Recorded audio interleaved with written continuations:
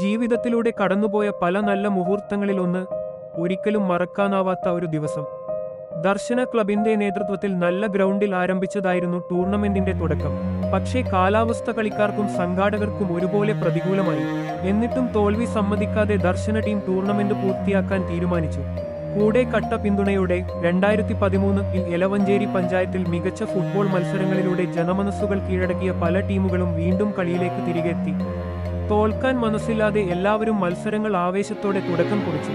എന്നാൽ പ്രതികൂലമായ കാലാവസ്ഥയുടെ ഭാരം പല ടീമുകൾക്കും തോൽവി സമ്മതിക്കേണ്ട അവസ്ഥയിലാക്കി. അന്ന് ഫൈനലിലേക്ക് എത്തിയ രണ്ട് ടീമുകൾ, ഒന്ന് ദർശനകുന്ന്, മറ്റൊന്ന് എനിക്ക് ഏറെ പ്രിയപ്പെട്ട എന്റെ സ്വന്തം youngsters team. Final full time കഴിയുമ്പോൾ സമനിലയായി. പിന്നെ പെനാൽറ്റിയിലും ഒരുപോലെ സ്കോർ ചെയ്തു.